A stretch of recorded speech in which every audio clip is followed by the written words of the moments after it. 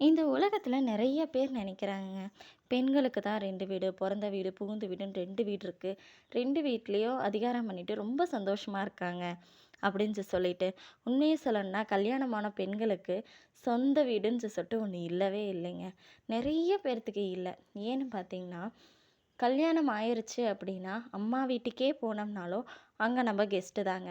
அங்க போய் எந்த விதமான அதிகாரமும் பண்ண முடியாது. அப்படியே அதிகாரம் பண்ணோம்னாலும், நம்மள பயங்கரமா திட்டு வாங்கணும், பேச்சும் வாங்கணும். இல்லையா? இதே வந்து நம்ம மாமியார் வீட்ட பொறுத்தவரைக்கும், கல்யாணமான புதுசுல சொல்லுவாங்க, "இது உன் வீடு மாரி நெனச்சுக்கோ" அப்படின்னு சொல்லிட்டு. நம்ம நம்ம வீடு மாரி நெனச்சுட்டு, நம்ம அங்கருந்து ஒரு பாத்திரத்த எடுத்து யூஸ் பண்ணா கூட, "இந்த பாத்திரத்த எதுக்கு நீ எடுத்து யூஸ் பண்ண?" அப்படின்னு சொல்லிட்டு மாமியார் பேசுவாங்க. இது என் வீடு. என் இஷ்டப்படி தான் நீ இருக்கணும் அப்படின்னு சொல்லிட்டு நம்மகிட்டயே அதிகாரம் பண்ணுவாங்கங்க. அப்போ அது அவங்க வீடுன்னு ஆயிருது இல்லையா? இதில நம்மளுக்கு எந்த வீடுங்க சொந்த வீடு? சொல்லுங்க பார்க்கலாம். கண்டிப்பா பெண்களுக்கு சொந்த வீடு இல்ல.